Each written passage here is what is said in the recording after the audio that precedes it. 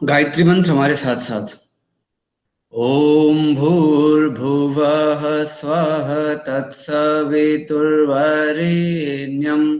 भर्गो देवस्य धीमहि धियो यो नः प्रचोदयात्। तो एक जोक से प्रारंभ करते हैं इस क्लास को। एडजस्टमेंट की बात कर रहे हैं तो एक बार क्या कहते हैं, एक पत्नी ने अपने पति को पूछा कि पतिदेव बड़ा कथा वथा सुन करके आए थे। तो पत्नी ने पति से पूछा कि अच्छा ये बताइए, आप कथा सुन के आ रहे हैं ना, मरना तो सबको एक दिन है ही, तो मरने के बाद जब आप जाएंगे तो आपको क्या मिलेगा और मैं जाऊंगी तो मुझे क्या मिलेगा? तो पति ने बड़े क्या सवाल पूछा, अभी तो सुन के आया हूं मैं कथा से। मतलब पुरुष मरता है तो उसको जाके स्वर्ग में अप्सराएं मिलती हैं, हूरें मिलती हैं और जन्नत मिलता है। तो बोला अच्छा ऐसा होता है क्या? बोले बहुत अच्छी बात है। बोले अच्छा अगर फीमेल मरती है कोई तो मतलब वुमेन, पत्नी ने पूछा अगर मैं मरूंगी तो मुझे क्या मिलेगा? तो पति ने बड़े हंस के जवाब दिया कि जितनी भी औरतें मरती हैं, मतलब वुमेन्स जितने मरते हैं, उनको वहां जाकर के लंगूर मिलता है, ऐसा कथा में बताया जा रहा था। लंगूर मतलब बंदर, बंदर मिलते हैं। तो पत्नी ने कहा कि वाह, ये तो बड़ा सही है। आप मतलब आप मरेंगे तो आपको वहां जाकर के क्या कहते हैं, अप्सराएं मिलेंगी, और जब आप जी रहे हैं तो यहाँ भी आपको अप्सरा मिली हुई है जो आपको रेगुलर खाना देती है, पीना देती है, आपके कपड़े धो देती है, मेंटेन करती है ना। और बड़ा सही है। और हम जाएंगे, मतलब क्या कहते हैं, ये तो मेरा ही नसीब फिर खराब हुआ ना, कि जब हम जी रहे हैं लाइफ, तो यहाँ भी मुझे बंदर मिला हुआ है, लंगूर मिला हुआ है, और जब हम मरेंगे तो वहां भी लंगूर मिलेगा। With due respect to all men, ये जस्ट एक मजाक है। और फिर ये दोनों ठहाके मार के हंसने लगे और मतलब बड़ा खुशनुमा सा वातावरण हो गया। एक जोक के रूप में ही इसको लेना। मतलब क्या है कि पति जानबूझ करके ऐसा कह रहा था ताकि एक ह्यूमर क्रिएट हो, क्योंकि पत्नी बहुत गुस्से में थी, क्योंकि पतिदेव बहुत देर से कथा सुन करके आ रहे थे और घर का सारा काम पत्नी को करना पड़ा था।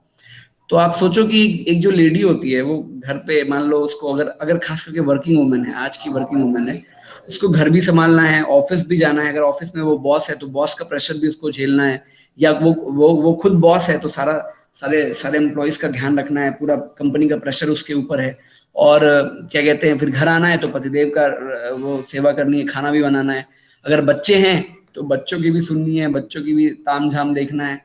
सास ससुर हैं, बड़े बुजुर्ग हैं, उनका भी ख्याल रखना है। कितना मल्टीपल डाइवर्सिफाइड रोल है। पति क्या करता है, विद ड्यू रेस्पेक्ट की पति, आजकल बहुत सारे ऐसे फैमिलीज हैं जहां पर पति को भी खुद ही खाना बनाना पड़ता है, या वो सिंगलर फैमिली रह रहे हैं, वो बाहर कमाते हैं, पत्नियां घर पर हैं, माँ बाप का ख्याल रख रही हैं, X Y Z. But majority of ऐसा सिचुएशंस में देखा जाए तो बड़ा टिपिकल रोल हो जाता है, क्या कहते हैं, दोनों जगह पर मैनेज करना एक फीमेल को, है ना। फिर भी वो मैनेज करती है और किसी से शिकायत नहीं करती है और एडजस्टमेंट करती है ना। कई कई बार उसमें उसको उसके क्या कहते हैं, उनको देखना पड़ता है सिचुएशंस, कि वो अपने उसको बच्चों को खुश रखे। तो कई बार उसको देखना पड़ता है कि उसके पति उसको क्या कहते हैं, संभाल, मतलब वो पति उसके खुश हैं कि नहीं। कई बार दोनों के बीच में जब बड़े हो जाते हैं बच्चे, जैसे आप लोग हम लोग हैं, ऐसे सिचुएशन में मम्मी कभी हमारा फेवर लेती है, मतलब बच्चों का फेवर लेती है। कई बार फेवर वो क्या नाम है, अपने पतिदेव का लेती है ना। तो ये सारे सिचुएशंस में बड़ा टिपिकल लाइफ हो जाता है, लेकिन फिर भी वो एडजस्ट करती है, शिकायत नहीं करती है, क्योंकि एडजस्टमेंट का मतलब ही है कि शिकायत नहीं करना। और एडजस्टमेंट का मतलब ही है कि आपको कुछ सेक्रीफाइस करना पड़ेगा और कुछ कॉम्प्रोमाइज करना पड़ेगा, है ना। कॉम्प्रोमाइजेस का मतलब ही होता है एडजस्टमेंट। अगर आप 8 लोग एक डॉर्मेट्री में रहते हो बेटा, तो आप लोग कॉम्प्रोमाइज करते हो, है ना, आप लोग एडजस्ट करते हो। कॉम्प्रोमाइज से ही एडजस्टमेंट शुरू होता है। अगर आपको किसी के साथ एडजस्ट करना है तो कॉम्प्रोमाइजिंग करनी पड़ेगी सिचुएशंस। कभी आपको उसकी दुख में हंसी नहीं आ रही है लेकिन हंसना पड़ेगा। अच्छा नहीं बना है खाना, फिर भी अच्छा बोलना पड़ेगा, ठीक है। क्यों? क्योंकि यही लाइफ है, and life is full of adjustment. एक जैसा कभी नहीं रहता लाइफ। पांचों उंगलियां बराबर है क्या हाथ की? नहीं है ना। ऑल आर डिफरेंट, सभी का इंपॉर्टेंट योगदान है और सभी एडजस्ट करते हैं, है ना। जब कभी कुछ काम करना हो, लिखना हो, पेंटिंग बनाना हो, तो सभी एडजस्ट करते हैं आपस में, तभी जा करके हम कुछ अच्छा कर पाते हैं। वैसे ही लाइफ में भी सब हमको एक जैसे, मेरे जैसे ही नहीं मिलेंगे, समानांतर लोग मिल जाएंगे, हमारे थॉट्स से, हमारे क्या कहते हैं, हमारे कल्चर से मिलने जुलने वाले थोड़े लोग मिल जाते हैं, बट हमेशा वो हमारे ही जैसे हों, हमारी ही बात माने, इट्स नॉट कंपल्सन, मतलब इट्स नॉट कंपल्सरी, ये पॉसिबल ही नहीं है। तो हमें एडजस्ट करके चलना पड़ेगा। क्लास में भी सभी बच्चे एक जैसे ही हो जाएं, हाँ एक जैसे होंगे, क्यों? क्योंकि अभी लाइफ मैनेजमेंट की क्लास चल रही है, तो लाइफ मैनेजमेंट सब लोग पढ़ते हैं, चाहे वो मैथ्स के हों, चाहे वो एनिमेशन के हों, चाहे वो टूरिज्म के हों, चाहे वो आईटी के हों, चाहे वो किसी भी सब्जेक्ट के हों। अभी यूनिवर्सिटी देव संस्कृति में एक जैसे बच्चे मिलेंगे, ये हम लोग ये एक्सेप्ट कर सकते हैं, लेकिन हम बाहर के बच्चों का और अपने बच्चों का कंपैरिजन करें तो हमें फिर एडजस्टमेंट करना पड़ता है। आप लोग स्पोर्ट्स टूर्नामेंट में जाते हैं, आप लोग आज मैंने पानी नहीं रखा, आज हम लोग कहीं पर बाहर जाते हैं डांस कंपटीशन में या किसी भी कंपटीशन में, तो हमें एडजस्ट करना पड़ता है। वहां के बच्चे बिल्कुल उनके लैंग्वेज पे, उनके मुंह पर एडजेक्टिव, एडवर्ब, प्रीपोजिशन साथ में चलता है, बट हम लोग ऐसा नहीं करते, हमारे हमारे मुंह से जल्दी अपशब्द नहीं निकलता है। तो हम फिर बैलेंस करते हैं, हम अपने सिचुएशंस में बैलेंस करते हैं, हम अपने बिहेवियर में बैलेंस करते हैं कि चलो भाई वो गाली दे दिया तो ठीक है, उसको हम लोग इधर से सुनेंगे, इधर से निकाल देंगे, गुस्सा नहीं करेंगे, क्योंकि हम जानते हैं उसका वो हैबिट है, उसके ये बाय डिफॉल्ट डिसऑर्डर हो गया है उसके, कि वो जब बोलेगा तो आगे प्रीपोजिशन या कंजक्शन या लास्ट में एडवर्ब या एडजेक्टिव लगा करके ही बोलेगा।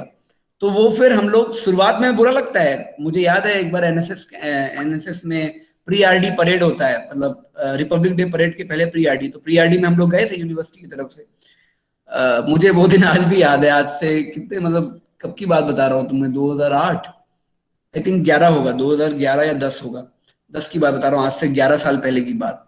उस समय यूनिवर्सिटी से इतना हमारा रौला नहीं था एनएसएस का, मतलब हम लोग पहली बार गए थे, मतलब फर्स्ट टाइम कोई देव संस्कृति से रिप्रेजेंट करने गया था प्री आरडी। उसमें हम लोग 4 लोग थे यूनिवर्सिटी से, डॉक्टर हर्षा खंडेलवाल, अभी डॉक्टर हर्षा खंडेलवाल है, हमारी सीनियर थी, हम थे और 2 लोग और थे, आई थिंक शैलेंद्र भैया थे और एक कोई और था, मुझे नाम याद नहीं आ रहा, नहीं हम 3 थे, हाँ हम यूनिवर्सिटी से 3 ही थे, एक मैम थी हमारे साथ, Smita Vashishtha ma'am, deputy registrar जो है अभी। तो हम लोग गए थे, तो वहां पे भी पहला दिन तो बड़ा गुस्सा आया कि हर बात में यार ये गाली। अब बुरा मत माना, आप में से कोई हरियाणा से हो, तो वो हरियाणा के लोग थे, और यू वोंट बिलीव, आज वो मेरे बेस्ट फ्रेंड्स हैं। उस समय फर्स्ट डे सेकेंड डे भयंकर लड़ाई होती थी हमारी, लड़ाई मतलब सेंस की, लगता था यार हर बात में गाली दे रहा है, हर चीज को यहाँ गलत बता रहा है। हम लोग इतना पॉजिटिव इन्वायरमेंट क्रिएट करने की, क्योंकि एक साथ रहना पड़ता है, एक हॉल में रहना पड़ता है, नीचे बिछा करके गद्दा वद्दा, कैंप में ऐसा ही होता है। लेकिन दूसरे तीसरे दिन जब हम एडजस्ट कर गए, और चूंकि हम लोग देव संस्कृति से एडजस्टमेंट स्किल्स और बिहेवियर स्किल्स समझते थे, पहले दिन दूसरे दिन समझाने की कोशिश की, थोड़ा बुरा भी लगा, तीसरे दिन से कान बंद कर लिया हम लोग इधर। फिर जैसे जैसे हम लोगों ने अपना लेवल बढ़ाया, हम लोगों ने अपना पेशेंस लेवल बढ़ाया, और एडजस्टमेंट के लिए 2 चीज इंपॉर्टेंट है, मैंने बताया ना, एक तो कॉम्प्रोमाइज, दूसरा पेशेंस। पेशेंस आपको रखना पड़ेगा, टाइम देना पड़ेगा आपको, है ना, टाइम डोनेट करोगे, पेशेंस लेवल आपका बढ़ता जाएगा। पेशेंस लेवल गुस्सा वाला पेशेंस लेवल नहीं, पेशेंस वाला वाकई धैर्य, जो जिसको हम धैर्य कहते हैं, तो वो आपको इंक्रीज करना पड़ेगा बेटा। और वही हमने रखा 2-3 दिन। चौथे दिन से जब हम लोग का परफॉर्मेंस हिट होने लगा, देव संस्कृति विश्वविद्यालय के सभी स्टूडेंट्स हर जगह छाने लगे, चाहे वो मैथ्स का इंचार्ज हो, चाहे वो स्पीच कंपटीशन हो, चाहे वो डांस हो, चाहे वो परेड हो, हर जगह हम लोग जब छाने लगे, तब उसके दिमाग में लगा यार ये बंदे अजीब हैं, मतलब बिल्कुल अलग हैं, धोती कुर्ता पहनते हैं, जब प्रेजेंटेशन की बात आती है, स्पीच कंपटीशन में हम लोग रहते थे, हम लोग अपनी यूनिफॉर्म में रहते थे, मैं तो धोती में रहता था, शैलेंद्र भैया कुर्ता पजामा में, और दीदी जैसे तुम लोग व्हाइट सूट पहनते हो वैसे। तो उन लोगों को बड़ा वो होने लगा, और फिर धीरे धीरे ग्रेजुअली क्या हुआ, हमारी दोस्ती हो गई, और आज के डेट में यू वोंट बिलीव कि वो हमारे बेस्ट फ्रेंड्स हैं, और उनको बड़ा मजा आता है। और एक बात तो अच्छी हुई कि उनकी गाली छूट गई हम लोगों के संसर्ग में, मतलब लास्ट दिन, मतलब 1 महीने तक हम लोग रहते हैं, 1 महीने में वो बदल चुके थे, मतलब टू बी वेरी फ्रैंक, अब वो अगर मेरे एब्सेंस में गाली देता हो तो मुझे नहीं पता, बट उसने संकल्प लिया, लास्ट दिन ये शेयर किया था कॉमन पब्लिक में, 350 बच्चे थे हम लोग एक साथ। मैं ये क्यों कहानी सुना रहा हूँ, क्योंकि ये इसलिए सुना रहा हूँ क्योंकि होता है ऐसा, जाने अनजाने। एक बहुत अच्छा संस्कृत श्लोक परसों मैं पढ़ रहा था, मूर्ख के 5 लक्षण होते हैं, वो अपशब्द यूज करता है, क्रोध करता है, अनादर करता है, दूसरे का डिसरेस्पेक्ट करता है, और 3-4 लक्षण है। संस्कृत में था वो श्लोक, मैं भूल रहा हूँ, मैं 1 मिनट बताता हूँ, मेरे मोबाइल में होगा वो, है ना। तो बड़ा अच्छा लगा मुझे वो चीज कि अगर अगर अब आप खुद ही डिसाइड कर लो कि आप क्या हो, है ना। मतलब अगर आप मूर्ख हो तो फिर आप डिसाइड कर लो कि हम मूर्ख हैं, तो आपको कोई कुछ नहीं बोलेगा। और हाँ, ये है मूर्खस्य पंच चिन्हानि गर्वो दुर्वचनम तथा क्रोधस्य दृढ़वाचस्य परवाक्येश नादरः। इसका भावार्थ ये है कि मूर्खों के 5 लक्षण हैं। गर्व, गर्व अभिमान करना। देखो स्वाभिमान अलग चीज है, आप गर्व करोगे वी आर डीएसइवियंस, है ना। स्वाभिमान पर हम ही अच्छे हैं दुनिया में सब खराब है, ये गलत है, कुछ अच्छाई उनमें भी होगी। तो अब स्वाभिमानी होना है, सेल्फ डिपेंडेंट होना है, और मतलब पॉजिटिव प्राउड फील करना है, yes we are the human beings, we are Indians, we are DSVians, है ना। जो जो भी है, बट गर्व नहीं होना चाहिए, अहंकार नहीं होना चाहिए। अपशब्द, वो लैंग्वेज उसका खराब होगा, वो कुछ ना कुछ गलत बोलेगा आपको। क्रोध, गुस्सा, गुस्सा जरूरी है ना। राम ने भी क्रोध किया था, तब जाके रावण की जो सेना थी, जिन्होंने ऋषियों के ढेर लगा दिए थे हड्डियों के, उनके लिए उन्होंने प्रण उठाया था। तो वो जरूरी है, बट क्रोध नॉर्मल लेवल पर ऐसा नहीं, क्रोध जरूरी है। तो गर्व, अपशब्द, क्रोध, हठ, हठ मतलब जिद, और दूसरों की बातों का अनादर, ये 5 लक्षण है मूर्खों के। अब आप खुद डिसाइड कर लो कि आप मूर्ख हो या ज्ञानी हो। मूर्ख हो तो अच्छी बात है, ज्ञानी हो तो और अच्छी बात है, ठीक है। तो कोई प्रॉब्लम नहीं है, चलता रहता है, ठीक है। तो एडजस्टमेंट की बात कर रहा था, तो एडजस्टमेंट के लिए the most important thing is what, क्या है बताओ, क्या बताया मैंने? Compromise, patience. पेशेंस, ठीक है। ये दोनों चीजें इंपॉर्टेंट है लाइफ में, और तुमने देखा होगा कि ये मतलब करना ही पड़ता है यार। मतलब मैं बताऊं, मैं एक अभी बंदे से मिला हूं, वो अभी पीएचडी करने यूनिवर्सिटी आया है। वो बंदा एक्स्ट्राऑर्डिनरी ब्रिलियंट है, एक्स्ट्राऑर्डिनरी ब्रिलियंट। जब वो यहाँ पढ़ता भी था, एक्स्ट्राऑर्डिनरी ब्रिलियंट। वो आईएएस आईपीएस की खूब तैयारी किया, बट लक भी कुछ चीज होती है, उसको उसकी डेस्टिनी कहीं और ले जाना चाह रही है उसको। वो एकदम अपने आप को बंद कर लिया, खूब पढ़ाई किया, दोस्तों से कट गया और सबसे, लेकिन वो तैयारी करता रहा, बट नहीं हो पाया उसका। अभी फिर पीएचडी में एंट्रेंस निकला, नेट उसने क्वालिफाई कर लिया था, तो उसने पीएचडी के लिए यहाँ अप्लाई कर दिया, अभी पीएचडी कर रहा है। तो जब वो मिलता है रोज मेस में, बड़े प्यार से मुस्कुराता है। और 2-3 साल आई थिंक, 4, मतलब स्टूडेंट ही था यहाँ का। मतलब जब मैं टीचिंग ज्वाइन कर लिया था तब की बात बता रहा हूँ, स्टूडेंट ही था। तो ऐसे जूनियर भी कह सकते हो, क्योंकि उस समय मैं जस्ट ज्वाइन किया था, फ्रेशर था टीचिंग में। आज तो 6 साल हो गए मुझे पढ़ाते हुए, बट उस समय मैं फ्रेशर ही था। तो वो बंदा भी मुस्कुराता है, मैं उसको उसी से बोलता था, भाई तू टीचिंग कर ले यार, तू बहुत अच्छा समझाता है। क्योंकि वो जब वो प्रेजेंटेशन देता था ना, बड़ा शानदार ढंग से एक्सप्लेन करता था, बड़े अच्छे से ढंग से समझाता था। वो चीज मैं देखता था, और स्पोर्ट्समैन भी अच्छा था, खेलता भी अच्छा था, और पढ़ाई भी खूब करता था। इसके अलावा इधर उधर ज्यादा वो करता नहीं था। लेकिन दोस्त उसके सब उसको बहुत चिढ़ाते थे कि वो स्मार्ट था, और उसको परेशान भी करते थे। तो लेकिन वो कभी अपने एम से डिगा नहीं, अभी भी उसका एम है कि कुछ तो करूंगा ही। फिलहाल चूंकि एज बढ़ता जा रहा है, और उसका एम तो वही है कि भैया उसको आईएएस आईपीएस में जाना है या गवर्नमेंट जॉब लेना है। बट फिलहाल अभी उसने पीएचडी ऑप्ट किया ताकि उसकी क्वालिफिकेशन बढ़ जाए, वो डॉक्टर हो जाए। और क्या नाम है, तब तक पीएचडी पूरी हो जाएगी, इधर मतलब कोर्स वर्क चल ही रहा है अभी 3 साल, और डॉक्टरेट भी हो जाएगा। तब तक शायद कंपटीशन वो देता रहेगा, एग्जाम देता रहेगा यहाँ से, और टीचिंग भी करेगा यहाँ तब तक, मतलब क्योंकि इसके अंदर टीचिंग का है अच्छा पैशन, मतलब उसके अंदर क्वालिटी है।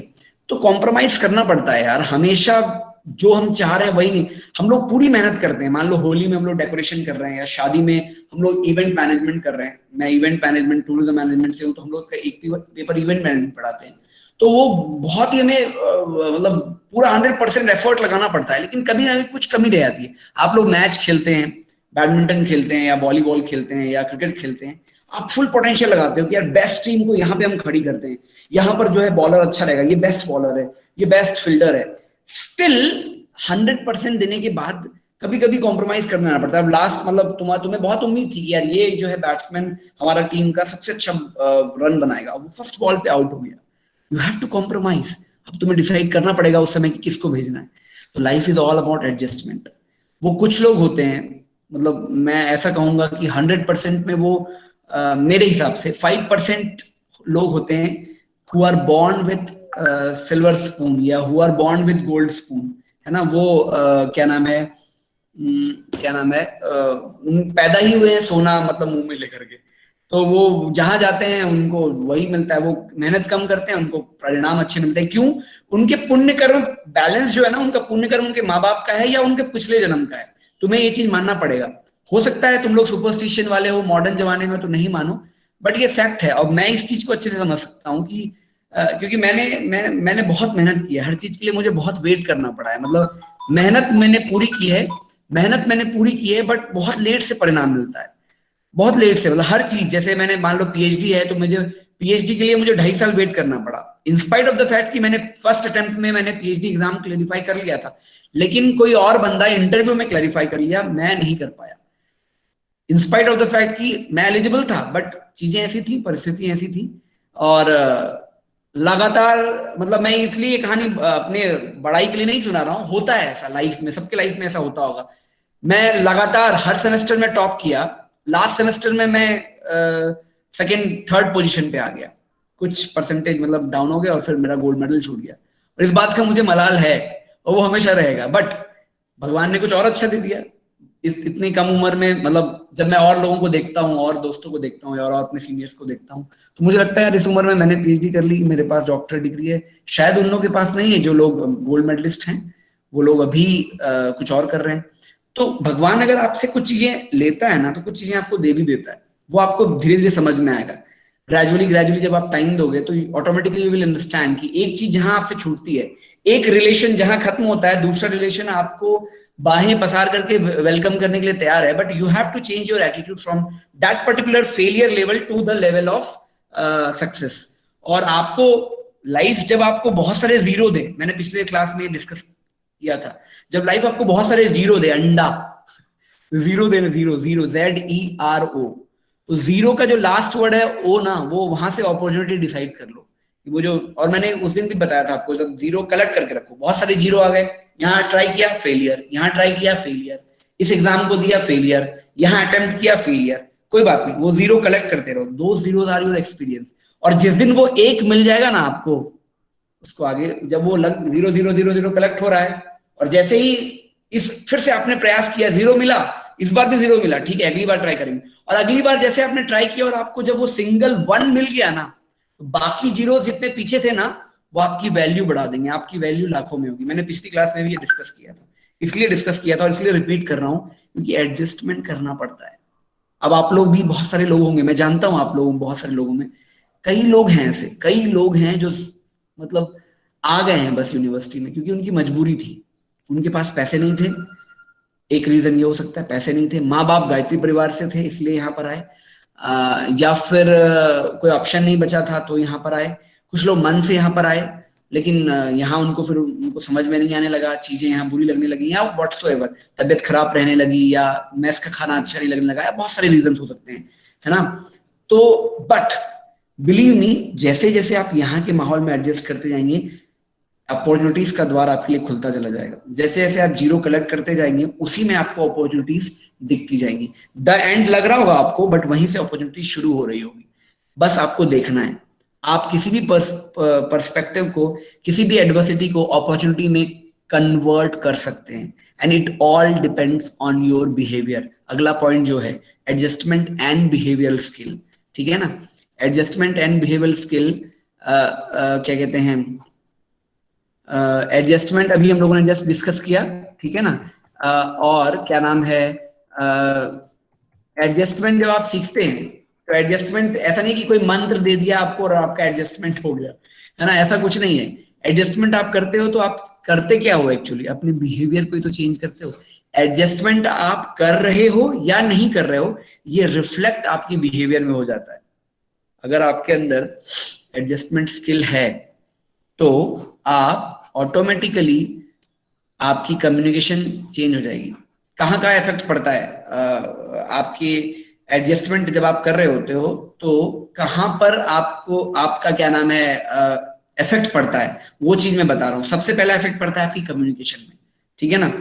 अगर आपसे कोई पूछे कि when what are the symptoms of being adjustable, अगर आप एडजस्ट कर रहे हैं किसी के साथ, चाहे वो डॉर्मेट्री में हो, चाहे दोस्तों के साथ हो, चाहे कुछ भी हो, तो क्या कहते हैं, कहाँ पर दिखेगा वो, कैसे दिखेगा, पता कैसे लगेगा, कम्युनिकेशन। फर्स्ट थिंग, आपकी कम्युनिकेशन से पता लग जाएगा कि आप एडजस्टेबल हो और आप मतलब बिहेवियर में कम्युनिकेशन आता है, कैसी आप कैसे बात कर रहे हो। फिर जब आप एडजस्टेबल हो जाते हो तो आप कॉन्फ्लिक्ट रेजोल्यूशनर बन जाते हो। कॉन्फ्लिक्ट होगा, द्वंद होगा, ये कहेगी अरे यार इसको बेड को ऐसे लगा लेते हैं, ये कहेगा नहीं नहीं इसको जो है ऐसे लगा लेते हैं, और क्या कहते हैं, कोई कहेगा नहीं यार डिजाइन जो है यार ऐसे कर लेते हैं, कोई कहेगा नहीं नहीं नहीं ऐसे कर लेते हैं, कोई कहेगा फ्रेशर पार्टी ऐसे मनानी है, कोई कहेगा नहीं नहीं नहीं हम बस पेन दे देते हैं, कोई कहेंगे नहीं नहीं दीप केक करना है, कोई कहेंगे नहीं नहीं यार बस हम लोग पार्टी कर लेते हैं, सब लोग को केक ले आते हैं।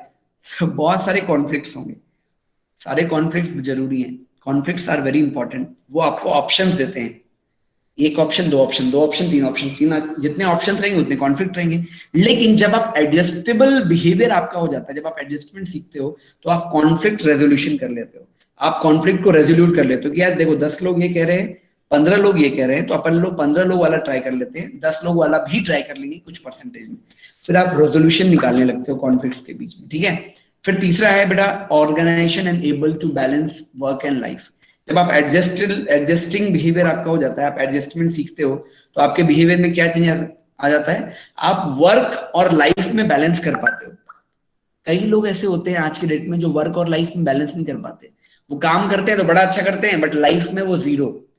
और मैं यहाँ स्टूडेंट्स में देखता हूँ वो लोग बहुत अच्छा कर रहे हैं अपने सब्जेक्ट में, चाहे वो मैथ्स में हो, एनिमेशन में हो, मैनेजमेंट में हो, टूरिज्म में हो, योग में हो, BRS में हो, इंग्लिश में हो, whatsoever studies they are doing, BCA, BSc IT, but उनकी लाइफ को देखोगे तो बड़ा अस्त व्यस्त है यार। वो पर्सनल, अगर क्लास की मैनेजमेंट की बात करूं, टाइम मैनेजमेंट की बात करूं, और क्या नाम है पर्सनालिटी मैनेजमेंट की बात करूं, तो बड़ा व्यस्त व्यस्त रह रहे हैं यार, बड़ा अजीब रह रहे हैं वो।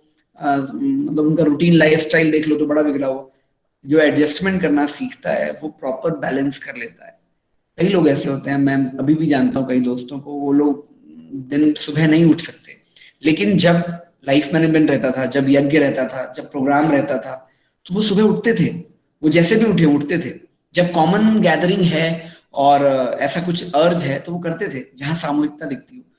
ये होता है लाइफ वर्क लाइफ बैलेंस, है ना। कई लोग नाइट शिफ्ट में अच्छा कर लेते हैं, मैंने पिछले क्लास में एग्जांपल दिया था, बट पर्सनल लाइफ में वो फिर चिड़चिड़े हो जाते हैं, दिन में वो अपनी वाइफ से झगड़ते हैं या अपने परिवार से झगड़ते हैं।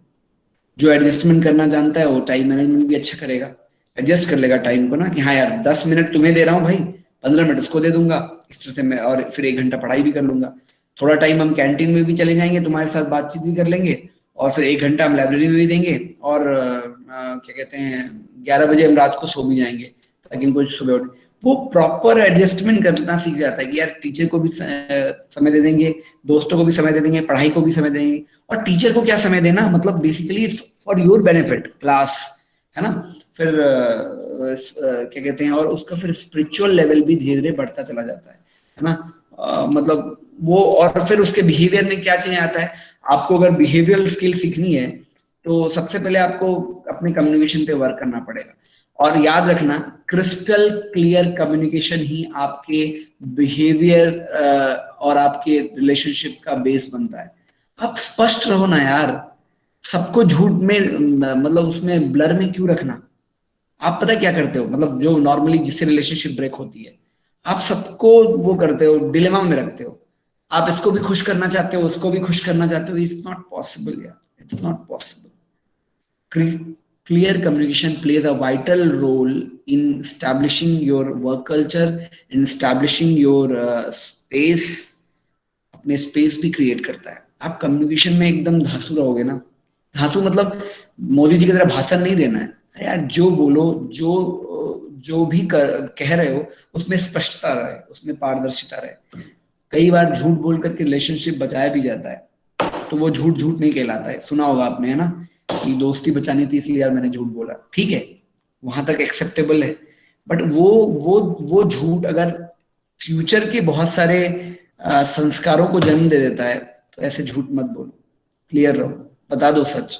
हाँ सर मैं नहीं आ पाऊंगा, मैं क्लास ज्वाइन नहीं कर पाऊंगा, आई विल बी लेट, या मैं ये नहीं कर सकता, क्लियर रहो। तो फिर वो तुम्हें रास्ता बताएंगे कि कैसे एडजस्ट किया जा सके, एडजस्टमेंट। तो बिहेवियरल स्किल्स में सबसे पहला आता है कम्युनिकेशन। आप कम्युनिकेशन स्ट्रॉन्ग करो, एक्सट्रोवर्ट हो तो भी, इंट्रोवर्ट हो तो भी, ठीक है ना। आजकल तो टेक्नोलॉजी का युग है, कई लोग मैंने देखा है, बुरा मत मानना, और ये चीज मैं प्रैक्टिकली एक्सपीरियंस बता रहा हूँ, they are very well good at chat. वो चैट में बड़े प्यार से बात करते हैं और बड़े फ्रैंक और बड़े एक्सट्रोवर्ट बनते हैं, but once they come to face they are just different.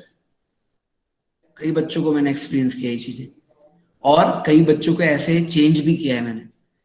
Chat में वो फ्रैंक होते हैं, तो चैट करके उनको उनकी चीजों को, उनके मेंटल लेवल को समझा, फिर उनको गाइडेंस दिया, और आज वो अच्छा कर रहे हैं। मुझे खुशी है इस बात की कि वो लोग अच्छा कर रहे हैं, बट पॉसिबल नहीं है। इतना बड़ा क्लास है, 60-90 बच्चे जुड़े हुए हैं, मैं इंडिविजुअली किसी को नहीं जानता, किसी किसी को जानता हूँ, मैंने बताया सोशल मीडिया के थ्रू, या किसी किसी को पर्सनली जानता हूँ। कोई किसी में कोई स्किल उसका अच्छा लग गया, या कोई स्किल उसका है जो सब लोग जानते हैं इसलिए जानता हूँ, अदरवाइज पर्सनली बात नहीं हो पाती है। और पर्सनली आप लोगों ने भी कभी कनेक्ट नहीं करने की कोशिश की कि अजय सर से कनेक्ट करें, शेयर करें। हो सकता है वो विश्वास मैं नहीं जीत पाया हूँ अभी, क्योंकि एक दिन सप्ताह में एक दिन मिलता हूँ, वो भी वर्चुअली, तो लोगों को पता नहीं क्या है नहीं है। और उसके बाद भी प्री एजम्पशंस के लाइफ मैनेजमेंट के टीचर हैं, नंबर तो नहीं काटेंगे, अटेंडेंस तो नहीं देंगे, और यहाँ के लोगों का फीडबैक कि यार अजय सर बड़े ये हैं, अजय सर वो हैं, अजय सर वो हैं, तो बहुत सारा रोल प्ले करता है। बट जिसने भी कम्युनिकेशन स्टैब्लिश किया है वो जानता है कि मैं कैसा हूँ, और मैं भी जानता हूँ कि वो कैसा है, दोनों ही लेवल पर। तो कम्युनिकेशन स्ट्रांग रखो, आपकी हर रिलेशनशिप स्ट्रांग बनेगी। क्लियर रखो, कम्युनिकेशन स्ट्रांग मतलब रोज बात हो जरूरी नहीं है, कम्युनिकेशन का मतलब रोज फोन करना, रोज हाय हेलो करना नहीं, जितना हो वो क्रिस्टल क्लियर हो, स्पष्ट हो, ठीक है। दूसरा बिहेवियर स्किल में आता है कि आप कॉन्फ्लिक्ट रेजोल्यूशन, जो मैंने भी जस्ट बताया, वो आप करो। कम्युनिकेशन क्लियर हो, क्रिस्टल क्लियर, पारदर्शिता एकदम क्लियर, जो भी कहना है स्पष्ट, ठीक है। कॉन्फ्लिक्ट रेजोल्यूशन, अच्छा एक बात कम्युनिकेशन में याद रखना, जब आपसे सीनियर लेवल पे हो, ज्यादा स्पष्ट भी नहीं बनना है, वहां एडजस्टमेंट सीखना है, एडजस्टमेंट सीखना है। जहां बॉस को तुम क्लियर बोल दोगे, अबे बॉस नहीं होगा मुझसे, नहीं हो सकता ये। जहां जब आप जॉब करोगे, आपको कुछ चीजें वहां पर अलग ढंग से प्रस्तुत करनी पड़ेगी, आपको मेल लिखना पड़ेगा, या आपको रीजन प्रस्तुत करना पड़ेगा, है ना। तो जहां पर आपसे बड़ा कोई पावरफुल इंसान है, वहां पर आपको दो ऑप्शंस में से कॉन्फ्लिक्ट आ रहा होगा, क्या करें, स्पष्ट, सर ने तो कहा है कि कम्युनिकेशन स्पष्ट रखनी चाहिए रिलेशनशिप स्ट्रांग करने के लिए, या बिहेवियरल या एडजस्टमेंट करने के लिए, लेकिन वहां पर आपको स्पष्ट होना है, अपने मन से, अपने एंड से स्पष्ट होना है, बट सामने वाले को स्पष्ट करने के लिए रास्ता या तरीका चेंज करना है बस। और अपने से छोटे हैं या अपने बराबर के हैं तो इट्स ओके, फाइन, फिर आप स्पष्ट हो जाइए, आप बोल दीजिए। बट जब आप लेवल चेक कर लीजिए, अगर आप प्रधानमंत्री को बोल रहे हैं, आप अपने चांसलर को बोल रहे हैं, तो आपको स्पष्टवादिता दिल से होनी है, सामने वाले को स्पष्ट करने के लिए तरीका, वे चेंज करना पड़ेगा, दिस इज एडजस्टमेंट।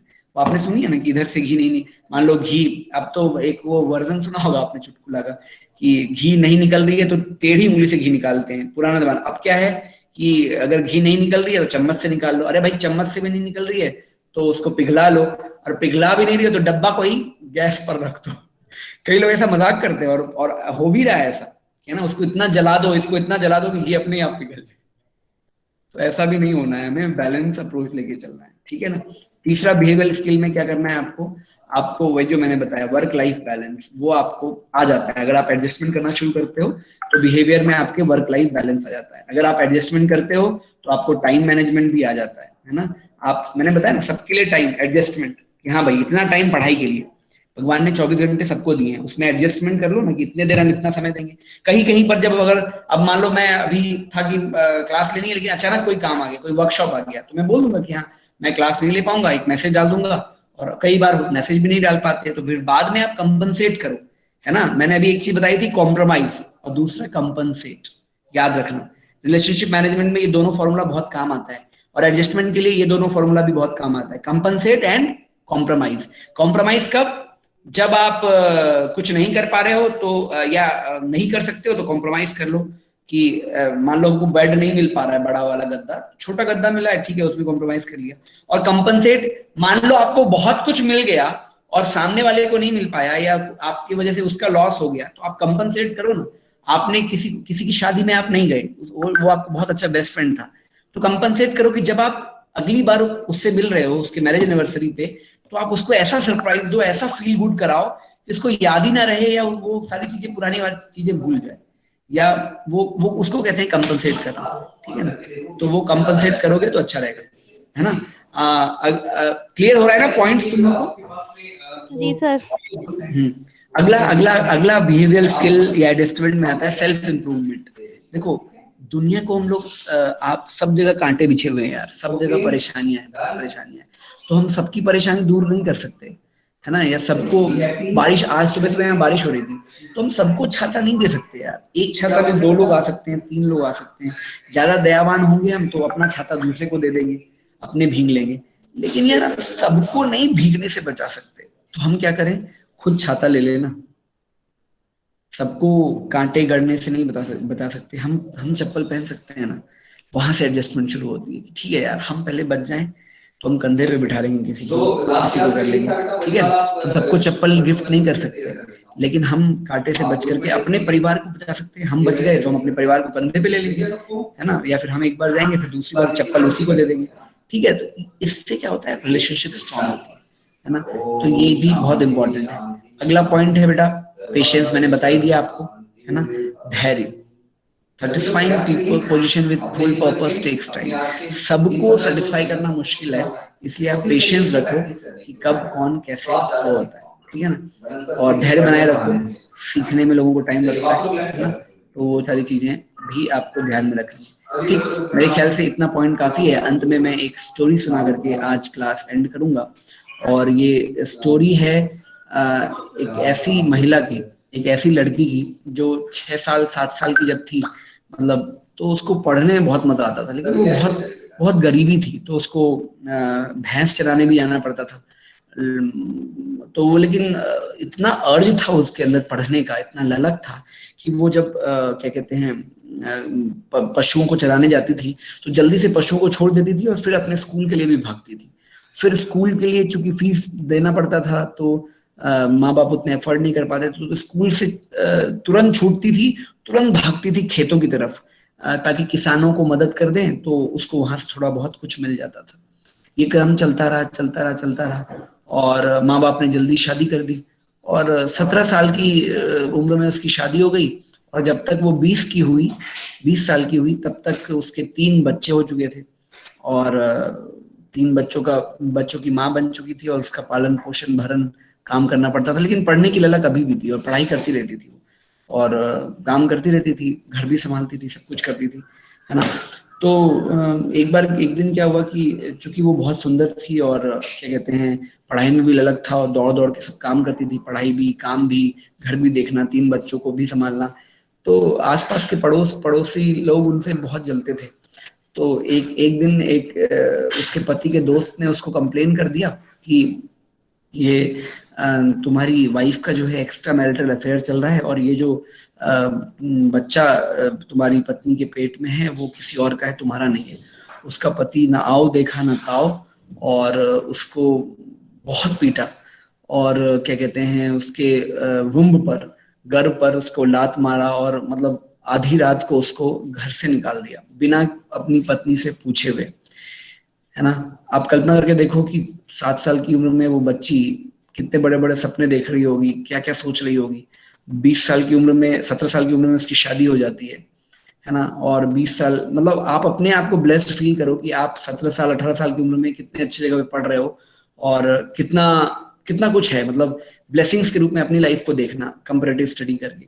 20 साल की उम्र में 3 बच्चों की माँ बन चुकी है, 3 बच्चों की भरण पोषण कर रही है। उसके बावजूद, इतना करने के बावजूद भी उसका पति उसको बिना उससे जाने उससे पूछे, खोजबीन पड़ताल किए हुए उसको लात मार करके घर से बाहर कर दिया। और चूंकि उसको लगा कि अभी अब मर सी गई गेट पर, द्वार पर, तो उसको जाकर के स्टबल में छोड़ दिया। स्टेबल मतलब जहां पर गौशाला टाइप का होता है, जहाँ पे घोड़े रहते हैं, जहाँ पर गाय रहते हैं, है ना। मतलब गौशाला, गाय और घोड़े सब बंधे रहते, जानवर जहाँ बंधे रहते हैं, ताकि लोग ये ना सोचे कि मैंने मार दिया, लोग ये सोचे कि जानवरों ने मार डाला इसको, मरा हुआ सोच करके उसने वहां छोड़ दिया। और इसको इतना पीटा कि उसके वुम्ब पर इतना लात मारा कि क्या कहते हैं वो बेहोश हो चुकी थी, और उसका लेबर पेन बहुत बढ़ गया था। तो वहां पे भी गाय गाय थी, तो गाय भी एकदम से नया कोई आता है, तुम्हें पता है गाय भी बछड़े भी लात मारते हैं मतलब, तो उससे भी उसको चोट लग रही थी। लेकिन उनमें से एक गाय आया और उसको संरक्षण दिया, क्योंकि वो उस गाय ने मतलब गाय कुछ कुछ तुमने तुमने देखा होगा, सारे गाय या सारे कुत्ते एक जैसे नहीं होते। कुछ कुत्ते बहुत लॉयल होते हैं, वो आपकी रक्षा करते हैं, वो आपके आपके लॉयल रहते हैं। गाय भी बहुत ऐसे मतलब गाय को बहुत माना गया, गाय को गाय माता हम लोग कहते हैं। तो एक गाय उसके पास नहीं खड़े हो गई ताकि कोई और गाय उसको ना मारे, और उसको लेबर पेन हो ही रहा था। तो क्या कहते हैं, फिर उसने लेबर पेन बढ़ गया था क्योंकि उसके गर्भ में बच्चा था। तो फिर वहीं पर उसी स्तबल में, उसी गौशाला में उसने उस बच्चे को जन्म दिया, और वो बच्ची लड़की थी। और चूंकि माँ जब बच्चे को जन्म देती है तो कॉर्ड लगा हुआ रहता है, तो उस कॉर्ड को अपने हाथ से वहां जो कोयला कोयला या पत्थर रहता है गौशाला वगैरह नीचे में, उस पत्थर से उसको काटा उस कॉर्ड को। और फिर क्या कहते हैं, उस गाय ने उसको संरक्षण दिया। और उस महिला ने जब उस बच्चे को जन्म दे दी तो उसने कहा, गौ माता तुम्हारा बहुत बहुत धन्यवाद कि तुमने आज मुझ असहाय को सहायता की है और इस बच्चे को जन्म देने में मेरी मदद की है। भगवान करे मैं ये कर्ज इस रूप में उतारूं कि मैं भी किसी असहाय की सहायता करने वाली बनूं, अगर मैं जिंदा रही और सब कुछ अच्छा रहा तो। और फिर उसी हालत में लेकर के, चूंकि उसको उस बच्चे को पालना पोसना था, बड़ा करना था, तो अगले दिन क्या कहते हैं, वो शमशान में चली गई इस डर से, क्योंकि चूंकि बच्चा हो चुका था, ये स्थिति थी। क्या कहते हैं, घर परिवार वालों ने निकाल दिया था। उसने अप्रोच भी किया इस बीच अपने माता पिता को अपने मायके में कि वो मायका वाला उसको संरक्षण दे दे, उसको रख ले। लेकिन जैसा कि इंडियन ट्रेडिशन होता है, जब हम लोग शादी कर देते हैं तो हम लोग सोचते हैं नहीं, अब ये ससुराल वालों की, अगर ससुराल वालों ने निकाला होगा तो जरूर इसने ही कुछ गलत किया होगा। तो उस समय ये टैबू था। बहुत पुरानी कहानी, सत्य घटना बता रहा हूँ आपको। मैं अंत में स्टोरी के टाइमलाइन और मैसेज पर आऊंगा। तो उसके घर वालों ने भी नहीं रखा, मतलब मायके वालों ने नहीं रखा। तो वो अंतिम में सहारा लेने के लिए एक कब्रिस्तान में, जहाँ कब्र दफनाए जाते हैं या जहाँ पर जलाए जाते हैं लाशों को, वहां पर शरण लिया, इस डर से कि यहाँ पर लोग मुझे तंग नहीं करेंगे, मैं अबला नारी हूँ तो कोई यहाँ पे गलत काम करने का विचार भी नहीं करेगा। और दूसरा कि यहाँ पर पिंडदान होता है, तो जो ग्रेन्स हैं, जो आटा वाटा होता है, उससे मैं अपने बच्चों का और अपना भरण पोषण कर लूंगी। और सच बात भी यही थी कि उसी क्या कहते हैं, जहाँ पर क्रिमेट किया जाता है लाशों को, वहां रहने लगी। और जो पिंडदान का आटा होता था, जो वीट होता था, उसी से वो रोटी सेकती थी। और रोटी किस पे सेकती थी? जलते हुए चिता पर रोटी सेकती थी। और ऐसे उसने अपनी बच्ची को पाला। लेकिन एक दिन वो थक गई और वो परेशान हो गई, क्योंकि कितना करेगा आदमी यार इस तरह से कि पिंडदान के आटे से वो रोटी बनाएगा और जलते हुए चिता पर रोटी बनाएगा, खाएगा, और सब जगह से वो उसको हेट ही मिले, कोई उसकी मदद नहीं करे, लोग उसको हे दृष्टि से देखें। तो एक दिन वो थक गई और उसने डिसाइड किया कि मैं सुसाइड कर लूंगी। जैसे ही उसने सुसाइड का मन बनाया और सोचा कि चलो अगले दिन चलते हैं, सुबह रात हो जैसे ही होगा, मैं ट्रेन के पटरी के नीचे अपने आप को कूद जाऊंगी और इस बच्ची को भी मिटा डालूंगी। तो वो जैसे ही गई, और उसका मन बन चुका था बिल्कुल, तो जैसे ही वो स्टेशन पे वेट कर रही थी कि ट्रेन आए, उसने किसी के रोते हुए का आवाज सुना कि कोई रो रहा है पास में। जब वो बहुत तेज आवाज आने लगा तो वो फिर अपने आप को रोक नहीं पाई, बोली कि चलो ठीक है, बाद में मरेंगे, जो भी उसके मन में आया होगा। और फिर वो जिधर से आवाज आ रही थी रोने की, उस तरफ चल पड़ी। जहां से आवाज आ रही थी वहां पहुंची तो देखा कि एक एक एक व्यक्ति भूख से तड़प रहा है, और उसको भूख लगी है, और भिखारी है वो, और वो तड़प रहा है। वो कह रहा है कोई कोई रोटी दे दो। जल्दी से उस महिला ने अपने बच्चे को वहीं रख दिया और आसपास भीख मांगने गई। जो भी उसको भीख में थोड़ा बहुत मिला वो उसको ला के दिया। जैसे ही उसने खाया, उसको जान में मतलब ऑलमोस्ट डेड लाइन पर था, जैसे बहुत तेज भूख लगती थी, लगता है मर जाए, मतलब मरनासन वाली स्थिति थी उस भिखारी की। तो उसने उसको रोटी खिलाया, जो भी भीख मांग करके लाई, उसको पानी पिलाया। वो बहुत बहुत ब्लेस्ड फील किया, उसको धन्यवाद दिया। उस दिन उस महिला को बड़ा सुकून महसूस हुआ। उसको लगा यार कि मेरी वजह से आज इस भिखारी की जान बच गई, नहीं तो ये मर जाता, अभी भूख से तड़प रहा था। तो उसने फिर सोचा, मन चेंज कर लिया, और फिर वो जाकर के, सुबह हो चुकी थी इतने देर में, फिर वही वो सो गई। फिर सुबह उठी और बहुत तेज धूप निकल आई थी, तो जब गर्मी लगने लगा, स्कॉर्चिंग हीट था, तो अपने बच्चे को उठाई और छाया तलाश करने लगी। जैसे ही वो छाया की तरफ बढ़ रही थी, तो उसने एक पेड़ देखा कि पेड़ सामने दिख रहा है, पेड़ के नीचे गई। पेड़ के नीचे उसने छाया लिया, थोड़े उसकी ठंडक मिली। उसने जैसे ही ऊपर देखा तो पेड़ आधा कटा हुआ था, स्टिल वो छाया दे रहा था। वो मोमेंट था उसकी जिंदगी में जिसने उसको बदल दिया। और वो महिला आगे चल करके सिंधु ताई सपकल बनी, जिसका नाम आप सबने सुना होगा, जिसने जो अभी आज के डेट में 1000 बच्चों की माँ है, अनाथों की माँ है, जिसको गवर्नमेंट ने किससे अवार्ड किया है? पद्मश्री अवार्ड से सम्मानित किया है। लगभग 5 से 6 देशों में वो यात्रा कर चुकी हैं, और उस पर बहुत सारे बुक्स लिखे जा चुके हैं। जगह जगह वो हजारों लाखों की संख्या में लोगों को एड्रेस कर चुकी हैं और लोगों को नया जीवन प्रदान कर रही हैं, है ना। वही महिला, उस दिन उसके जीवन का चेंजिंग मोमेंट था जब उसने देखा कि एक कटा हुआ पेड़ जो ऐसे लटक गया है वो छाया दे रहा है। तो मेरी जिंदगी जो इतना सब कुछ मेरे लाइफ में हो गया है, मैं भी तो किसी के लिए प्रेरणा स्रोत बन सकती हूँ।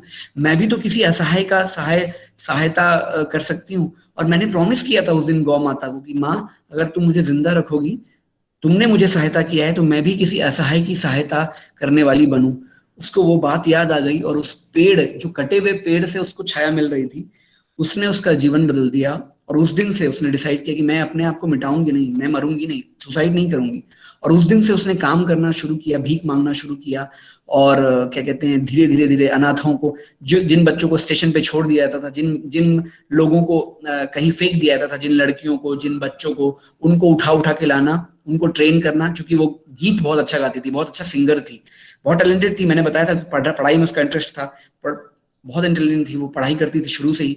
तो वो लोगों को पढ़ाने लगी, लोगों की माँ बन गई, और आज वो एक अनाथालय चलाती है। महाराष्ट्र की वुमेन है ना, सिंधु ताई सपकल। कभी गूगल पर आप देखना, आज टाइम नहीं है हमारे पास, 2 मिनट और शेष है हमारे क्लास के, तो हम लोग कभी वीडियो में लिंक शेयर कर दूंगा आप लोगों को ग्रुप में, है ना। कभी आप देखना बेटा गूगल करके, सिंधु ताई सपकल, है ना। उनकी छोटी छोटी क्लिपिंग्स है, बहुत शानदार बोलती हैं वो, है ना, बहुत शानदार बोलती है। उनकी कविताएं, उनकी रचनाएं, वो बहुत अच्छा गाती थी। तो स्टेशन पे गा गा करके, भीख मांग मांग करके उसने आज एक संस्था खड़ी कर दी। आगे चल करके जो उसके 3 बेटे थे, उन 3 बेटों ने भी अपने बाप को छोड़ दिया, क्योंकि उनके बेटे बहुत पढ़े लिखे थे, बाप ने पढ़ाया लिखाया था। तो माँ के पास आ गए, उनके साथ रहने लगे और उस काम को आगे बढ़ाया। जिस बच्ची को उसने जन्म दिया था, और जिसको गौशाला में, स्टेबल में, जहां पर घोड़े और गौशाला बंधे थे, वहां जिस बच्ची को जन्म दिया था, वो बच्ची आज एडवोकेट है और बहुत अच्छा काम कर रही है। अपनी माँ की सपनों को साकार कर रही है। और जिन बच्चों को सिंधु ताई सपकल ने गोद लिया था, स्टेशन से उठाया था और जगहों से उठाया था, वो बच्चे आज बहुत सारे लोग एडवोकेट हैं, बिजनेसमैन हैं, बड़े बड़े उद्योगपति हैं, डॉक्टर्स हैं, इंजीनियर्स हैं। वो लोग आज इस मिशन को सपोर्ट कर रहे हैं।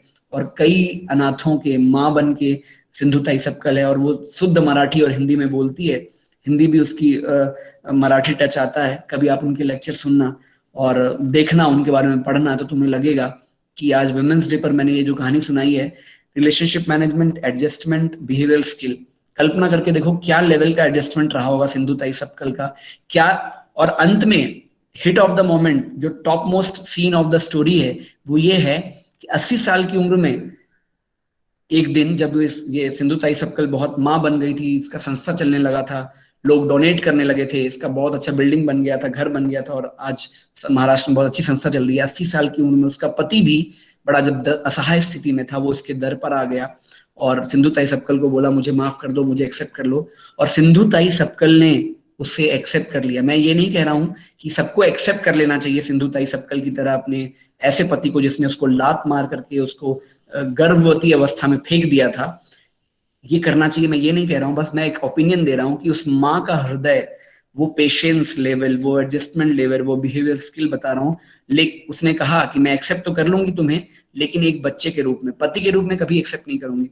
और मैंने संकल्प लिया है कि मैं असहायों की सहायता करूंगी। तो तुम्हें आज इस असहाय अवस्था में देख करके इस रूप में एक्सेप्ट करूंगी कि तुम भी मेरे एक बच्चे हो, जैसे मेरे 300 बच्चे हैं। उस समय 300 बच्चे थे और उसने उसको एक्सेप्ट कर लिया, उसको माफ कर दिया, और वो भी, उसका पति भी उसी आश्रम में रहने लगा जहां वो अनाथालय चलाती थी। कल्पना करके देखो, कल्पना करके देखो, एक नारी का समर्पण और एक नारी की महानता, एक औरत की मिसाल क्या हो सकती है। आज के डेट में ये कहानी मैंने इसलिए सुनाया, कई लोग सुने होंगे, कई लोगों ने कमेंट बॉक्स में किया कि शुरुआत में ही वो समझ गए थे, लेकिन ये जीती जागती और ये असली कहानी है ना। और मैं ये कहानी इसलिए सुनाया हूँ और 2 मिनट एक्स्ट्रा लिया हूँ क्योंकि आज हम लोग वुमेन्स डे सेलिब्रेट कर रहे हैं, लोग पोस्ट करेंगे। आपके अंदर भी, आपकी लाइफ में भी किसी न किसी वुमेन ने आपकी जिंदगी को चेंज किया होगा, और नहीं किया है कोई बात नहीं, आपकी माँ ही सफिशिएंट है, जिसने आपको 9 महीने तक, हम सबको 9 महीने तक गर्भ में रखा, पालन पोषण किया, बढ़ाया। उसी माँ के रूप में, उसी बहन के रूप में अगर हम सबको देखना शुरू करेंगे, दुनिया से जो बलात्कार हो रहे हैं, जो रेप्स हो रहे हैं, ये सब कुछ खत्म हो जाएगा। जो निगेटिविटी हो रही है वो सब कुछ खत्म हो जाएगी, हम उसमें कंट्रीब्यूट कर पाएंगे। फिर से वही बात, हम सबको नहीं बदल सकते, एक स्टेप ले सकते हैं कि वी विल रेस्पेक्ट वुमेन। और जहां कहीं भी जो कोई भी वुमेन का निरादर कर रहा है, किसी भी लड़की को छेड़ रहा है या गलत निगाह से देख रहा है या कुछ कमेंट कर रहा है, उसको हम लोग स्टॉप करेंगे। ठीक है, मैं दोस्ती करने के लिए मना नहीं कर रहा हूँ, आप दोस्त बनाइए, एक से एक दोस्त बनाइए, आप शादी करिए, आप प्यार करिए, मोहब्बत करिए, इश्क करिए, मैं उसके लिए नहीं रोक रहा हूँ। लेकिन उसके नाम पर जो महिलाओं का शोषण हो रहा है और जो अनादर हो रहा है, जो सोसाइटी है, जो डिग्रेडेशन हो रहा है, वो हम रोकेंगे।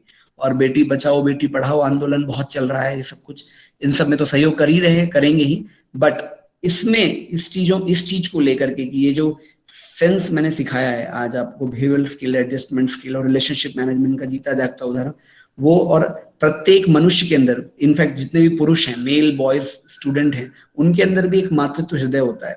गुरुजी, हमारे माताजी का प्रवचन है, गुरुजी माँ स्वरूप है। कल ही मैंने वहां पे पढ़ा शांति कुंज में, जो थॉट्स लगता है कि गुरुजी वास्तव में एक नारी थे, उनके अंदर माँ का हृदय था, तभी तो इतना प्यार दे पाए वो। उनका ज्ञान अलग था, 3200 से ज्यादा पुस्तकें लिखी, लेकिन उनके प्यार ने मिशन को खड़ा किया। वंदनिया माता जी के प्यार ने मिशन को खड़ा किया। आप सब भी आपस में जुड़े रहें, प्यार दें, सम्मान, सलाह लें, सम्मान दें, और सबसे इंपॉर्टेंट नारी का सम्मान करें, है ना। और नारी भी इतना इंपॉर्टेंस दे, मतलब अपने लाइफ में, कि पुरुष का भी उतना इंपॉर्टेंट योगदान है, बट आपको भी कुछ करके दिखाना है। सिंधु ताई सपकल की इतनी जिंदगी खराब तो नहीं है ना आपकी, जिनको इतनी बुरी स्थिति में उसने जन्म दे दिया और भीख मांग करके खाना पड़ रहा है, ऐसी तो स्थिति नहीं है ना। आप तो बहुत अच्छे कंडीशन में हैं, तो आप कुछ तो मिसाल बन ही सकते हैं किसी अपने फैमिली में, अपने घर में, जिस घर में आप रह रही हैं, और जब जहां आपकी शादी होगी, जहां जाएंगे, उसको तो आप एक यूनिक बना सकते हैं और एक आइडियल बना सकते हैं, अपने आप को आदर्श प्रस्तुत कर सकते हैं। मुझे उम्मीद है कि रिलेशनशिप मैनेजमेंट में पढ़ा रहा हूँ, आप भी रिलेशनशिप के एसेंस को समझेंगे और इन चीजों को आगे बढ़ाएंगे। ठीक है, क्लास को एंड करते हैं। Thank you, all the best, प्रणाम। Thank you.